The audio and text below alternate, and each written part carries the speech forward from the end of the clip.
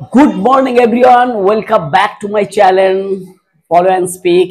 আজকের আমরা ইংরেজি কথা বলার ক্ষেত্রে আরো এক ধাপ এগিয়ে যাব।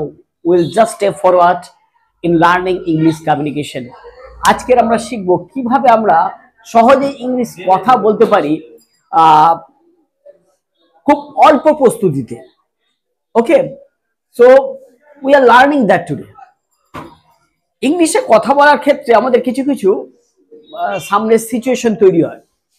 সেই সিচুয়েশন গুলো দোজ আর ভেরি কমন, খুব কমন সিচুয়েশন। আমাদের যদি জানি how to face that situation, how to communicate, looking at the situation, পরিস্থিতিকে তাকিয়ে কিভাবে কথা বলতে হয়, যদি আমরা এটা জানি তাহলে we can definitely communicate with anyone, talk to anyone in any situation. যে কোনো পরিস্থিতিতে আমরা কথা বলতে পারবো।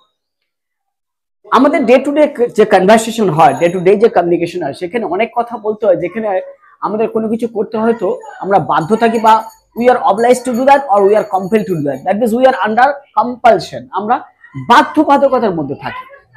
সেক্ষেত্রে সেই বাক্যগুলো কেমন ভাবে আমরা প্রেজেন্ট করি। যেমন ধরো আমাকে যেতে হয়, আমাকে এই কাজটা করতে হয়, আমাকে ঘুমোতে হয়, আমাকে ওষুধ খেতে হয়, আমাকে বিশ্রাম নিতে হয়, আমাকে পড়তে হয়, আমাকে টাকা ইনকাম করতে হয়। এই ধরনের বাক্যগুলোর ক্ষেত্রে আমরা কিভাবে, আমরা খুব সহজেই, it will take only 1 minute to make such kind of sentences. Okay, এই বাক্যগুলো করতে 1 মিনিট টাইম লাগবে। শুধু ব্যবহার করতে হবে হ্যাভ টু। এই হ্যাভ টু এমন একটা সেমি মডেল অক্সিলারি যেটা আমরা যে কোনো টেন্সে ব্যবহার করতে পারি। আমরা প্রেজেন্ট টেন্সেও করতে পারি, পাস্ট টেন্সেও, ফিউচার টেন্সেও। দেখা যাক how we can make sentence using have two. ধরো আমাকে কি শুধুমাত্র এর ব্যবহার, it's so simple to use. শুধুমাত্র সাবজেক্টের পরেই হ্যাভ টু দিয়ে আমরা বাক্যটা তৈরি করতে পারবো। যেমন ধরো আমাকে এখানে প্রতি সপ্তাহে যেতে হয়, I have to go there every week. ঠিক সাবজেক্টের পরে হ্যাভ টু ব্যবহার করেছি, তারপরে যে আমাদের বেসিক যে ওয়ার্ডটা আছে যাওয়া, সেটা দিয়ে দিয়েছি, তারপরেই আমরা বাক্যের অবশিষ্ট অংশটা, রিমেনিং পার্টটা ব্যবহার করে we have completed the sentence. আমাকে সেখানে প্রতি সপ্তাহে যেতে হয়, I have to go there every week. আমাকে তার কথা শুনতে হয়, I have to listen to his words. এই যে আয়ের পরেই হ্যাভ টুটা বসিয়ে দেওয়া হয়েছে, তারপরেই আমরা মেন ভার্বটা বসিয়ে we have completed the sentence. সুতরাং এই হ্যাভ টু ব্যবহার করে আমরা we can express a lot of things by using have to in our day to day communication. অর্থাৎ প্রতিদিন আমরা অনেক কিছু আমাদের ভাব প্রকাশ করতে পারবো, আমাদের কথাবার্তা, আমাদের যে এক্সপ্রেশন, আমাদের যে বক্তব্য, উই ক্যান প্রেজেন্ট দ্যাট। যেমন ধরো আমাকে পরীক্ষার আগে প্রস্তুতি নিতে হয়, I have to prepare my self. I have to prepare myself. I have to prepare বসেছি before the exam. আমাকে নিজের রান্না নিজের করতে হয়, I have to cook my own food. এই have to বসিয়েছে কার উপর? আয়ের পরে বসানো হয়েছে। তাহলে আমাদের মাথায় রাখতে হবে have to ব্যবহার করা খুবই সহজ, সাবজেক্টের পরেই have to টা ব্যবহার হবে। এবারে দেখি আমরা পাস্ট টেন্সে কিভাবে ব্যবহার করতে পারি। যেমন ধরো আমরা যদি অতীতের কোনো কাজ, আমাকে সেখানে যেতে হয়েছিল, have এর জায়গায় শুধু had হয়ে যাবে পাস্ট টেন্সে, I had to go there. আমার তার সাথে দেখা করতে হয়েছিল, I had to meet him.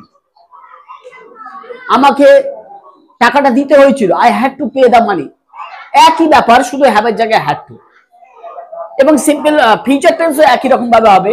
সাবজেক্টের পর আমরা জানি শ্যাল উইল আসে, তাহলে আমাকে তার সাথে দেখা করতে হবে, I shall have to meet him. তোমাকে আমার কাছে আসতে হবে, you will have to come to me. তোমাকে আমার কথা শুনতে হবে, you will have to listen to my words. তো তোমাকে এই কাজটা করতে হবে, you will have to do that.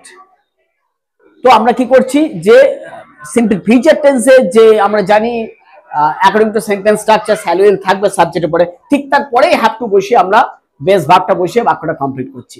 তাহলে আমরা আমাদের প্রতিদিনের কথাবার্তায় যেখানে একটা বাধ্যবাধকতা থেকে যে কাজগুলো আমাদের করতে হয়, যেগুলো ধরতে গেলে আমাদের it's a daily duty, it's essential to complete those works, যে কাজগুলো করা অত্যাবশ্যক, সেই কাজগুলোকে আমরা প্রকাশ করতে পারি সহজেই হ্যাভ টু ব্যবহার করে। আমরা প্রচুর প্র্যাকটিস করি বাড়িতে।